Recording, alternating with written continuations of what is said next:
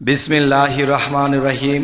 হে সমস্ত জগতবাসী, আজ আমি শামীম আলী চিশতি আপনাদের সামনে যে আলোচনাটি নিয়ে হাজির হলাম, সেই আলোচনাটি হলো এই রমজান মাসের রোজা এবং তারাবি।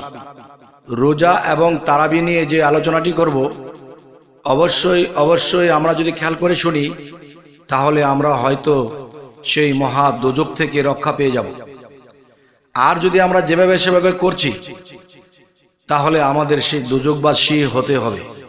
তাহলে সেই দোজকবাসী হইতে যেন আমরা রক্ষা পাই, সেই বিষয়ে আজকে আলোচনা করব। বিশেষ করে রমজান মাসের রোজা এবং তারাবি, এই দুটি বিষয় আলোচনা অবশ্যই শুনবেন। দেখুন, যে আমরা যদি একটা কথা ভাবি যে রোজা রাখলে সওয়াব হয়, সওয়াব অর্থ কি? এটা যদি কোনো মানুষকে জিজ্ঞাসা করা হয় যে সওয়াব অর্থ কি, সে কিন্তু এটা বলতে পারে না। তবে খুব কম ভাগ লোক আছে তারা বলতে পারে, কিন্তু বেশিরভাগ লোকে সওয়াব শব্দের অর্থই জানে না। এবং রমজান মাসের রোজা রাখলে যে কি হয়, কেন যে রাখতে বলেছে, যে সওয়াব হয়। সওয়াব অর্থ কি? লাভ হয়।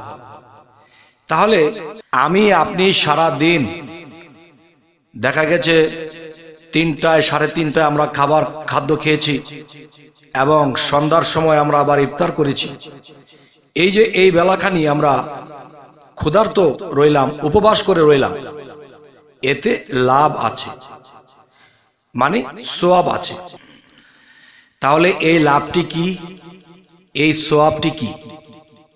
যে আমি না খেয়ে থাকলে আল্লাহ আমাকে সে রোজার পুরস্কার নিজের হাতে দিবে। আমি না খেয়ে থাকলে আল্লাহর কি লাভ? আল্লাহর কি লাভ আছে কোনো? সমস্ত লাভ লস তো আমার। তাহলে আমি যখন খাবার খাইনি, আমার সারাদিন পাক শাক করতে হয়নি, তাহলে আমার পকেটে টাকা খরচ কমেছে, কিন্তু এটাই তো লাভ। আর কি লাভ? হ্যাঁ, আরেকটি লাভ হলো যে আল্লাহ নির্দেশ করেছে তোমরা রোজা রাখো।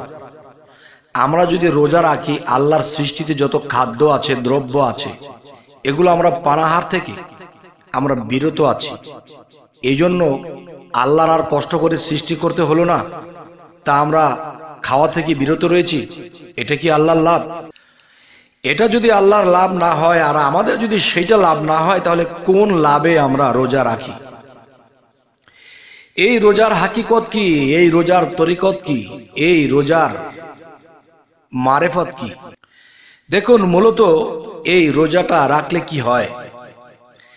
একটি কথা বলে থাকে, হাদিস সব কথা ভাঙে না, যে রমজান মাসে শয়তান বান্দা থাকে।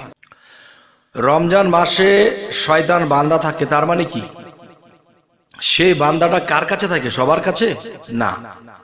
এটা হলো যারা উপবাস করে, তখন তাদের শরীর দুর্বল হয়ে আসে। তাদের শরীরের মধ্যে যে 10টা ইন্দ্রিয় শক্তি, 6টা রিপু শক্তি এবং জীবাত্মার যে শক্তি, সেটা দুর্বল হয়ে আসে। জীবাত্মার শরীর সুস্থ, 10 ইন্দ্রিয়কে সুস্থ পেয়ে যা মনে চায় তা করে, খারাপ ভালো বাঁচে না। আর যখন মানুষটি যখন রোজা রাখতে শুরু করলো, তখন তার 6টা রিপু, 10টা ইন্দ্রিয় এবং জীবাত্মা দুর্বল হতে হতে তখন দেখা যায় সেই ব্যক্তির ভিতরে পরমাত্মা সে নিচে পড়েছিল, সেই পরমাত্মা আস্তে আস্তে জাগ্রত হয়। যদি তিনি তরিকতের লোক, মুর্শিদ দ্বারা লোক হয়ে থাকে, তাহলে দেখা যায় কি, যে আস্তে আস্তে আস্তে আস্তে সে সাধনার পাশাপাশি তখন কোনো একদিন রোজার শেষের পর্যায়ে তখন সে আল্লাহর সাক্ষাৎ পেয়ে যায়। সুবহানাল্লাহ। আর আল্লাহর সাক্ষাৎ পাওয়া মানেই কি? এটি একটা পুরস্কার যে আমি আল্লাহকে দেখেছি। তো এখন আমি যে কথাটি বলবো, মূলত রোজা রাখার উদ্দেশ্য হলো নিজের জীব দেহটাকে দুর্বল করে দেওয়া। নিজের জীব যখন দুর্বল হবে, তখন আমার পরমাত্মা জাগ্রত হবে, আর তখনই আমার নসিবে জুটবে যে আমি আল্লাহকে, পরম আল্লাহকে দেখে ফেলবো। আর আল্লাহ কোরআনে এমন জায়গায় এমন ভাবে এমন কিছু বলেছে, যা এক একজনে এক এক তাফসির দিয়ে এটাকে নারচার করতে করতে এটাকে এলোমেলো করে মানুষের জ্ঞানটাকে এলোমেলো করে ফেলেছে। দেখেন, যেমন কোরআনে একটি জায়গা বলেছে, যারা দুনিয়ায় আমি আল্লাহকে দেখলো না এবং দেখার চেষ্টা করলো না, হাসরের দিন তারা অন্ধ হয়ে উঠবে। তাহলে বোঝা গেল কি, সে হাসরের দিন আল্লাহকে আমি চিনবো কি করে যদি দুনিয়াতে না দেখি?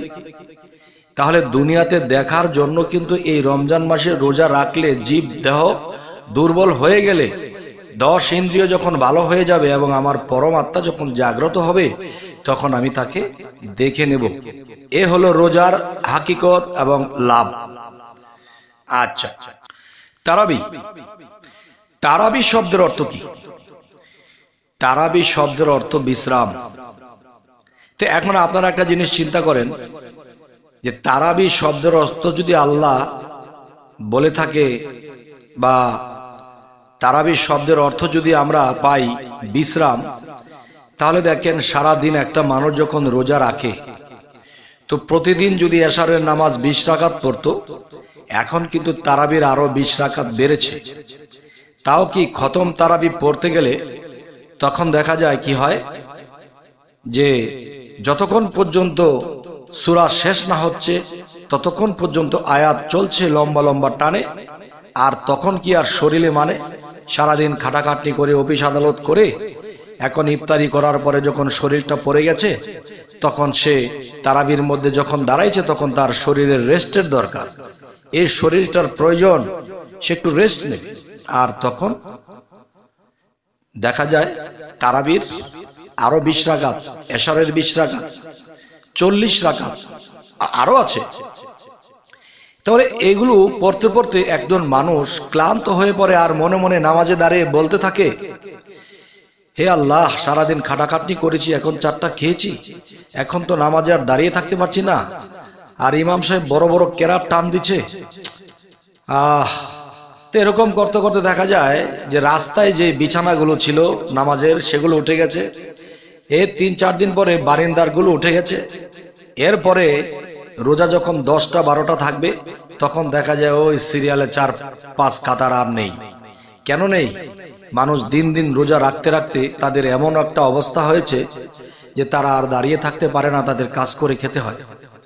তখন মসজিদের কাতার খালি হয়ে যায়, তখন কিন্তু মসজিদের একটা অসম্মান হয়। এবং যিনি নামাজ পড়েছে তখন আল্লাহকে অসম্মান করেছে। কিরকম? নামাজে দাঁড়িয়েছে আল্লাহর উদ্দেশ্যে, আল্লাহর সন্তুষ্টির উদ্দেশ্যে। আর সে সন্তুষ্টির উদ্দেশ্যে দাঁড়িয়ে সে নামাজ রেখে কখন চলে যাবে সেই চিন্তা করছে, যে সালাম ফিরালে আমি আর বাকি রাকাতগুলো পড়বো না, চলে যাব। তাহলে এই নামাজগুলো কি আল্লাহর অপমান, মসজিদের অপমান, ইমামের অপমান, নিজের অপমান, সমস্ত কিছুর অপমান। এখানে আল্লাহর কোনো কিছু পাওয়ার নেই, আল্লাহ আরো অসন্তুষ্ট। তাই আমি বলবো যে যদি একেবারে বেশি পড়েন তারাবির নামাজ, তাহলে 8 রাকাত পড়ুন, 8 রাকাত পড়ুন। বা এর বেশি যদি কারো অসুস্থ থাকে, সে 4 রাকাত পড়ুন, এর বেশি আর দরকার নেই। আচ্ছা, তো আজকের এই আলোচনাটি আমি শর্টকাট আপনাদেরকে 2টি পর্ব বোঝাতে চেয়েছি। একটি হলো রমজান মাসের রোজা কেন রাখতে হয়, এবং তারাবির বিষয়টা কি। আসলে দেখেন যে মানুষ তো সাধারণত সব পুরো বছর তো আর রোজা রাখে না, রোজা রাখে সেই রমজান মাসের একটা মাস। আর সেই মাসেই কিন্তু সারাদিন অসুস্থ থেকে তার মধ্যে আরো 20 রাকাত বাড়িয়ে দেওয়া হলো। তাহলে তারাবি শব্দের অর্থ যে বিশ্রাম, তাহলে বিশ্রাম কোথায় হলো? সে তো আরো ক্লান্তি বোধ করছে, তাকে আল্লাহ থেকে আরো বিচ্যুত হয়ে যাচ্ছে। আপনি যখন আপনার কোনো প্রেমিকের সাথে দেখা করতে গেছেন, দেখা করে আপনি তাকে বলতেছেন তোমাকে দেখতে ইচ্ছা করছে না, তোমার এখানে দাঁড়াতে ইচ্ছা করছে না, আমি এখান থেকে চলে যাব। তাহলে আল্লাহ যদি মহাপ্রেমিক হয় আর আল্লাহর প্রেমিকা যদি আমরা হই, তাহলে মসজিদের মধ্যে আল্লাহকে হাজির নাজির করে দাঁড়িয়ে যদি আমি মসজিদ থেকে বের হয়ে আসতে চাই, তাহলে সেই প্রেমিকের অপমান করলাম না? যাই হোক, এই সমস্ত জগতবাসী আজকের এই আলোচনা শর্টকাটই করলাম। রমজান মাসের এই আলোচনাটি যদি কেউ এই আলোচনাটি বুঝতে পারে, তাহলে সে বুঝেই চলবে। তবে যদি এরকম ভাবে নামাজ, এরকম ভাবে যদি কেউ তারাবি পড়ে, আর এরকম ভাবে যদি কেউ রোজা রাখে নিজের বেতৃষ্ণা ভাবে, তাহলে তার জন্য দোজকের দরজা খুলেই থাকবে, দোজকের দরজা লাগবে না। তাহলে এই আলোচনাটি আজকে করলাম।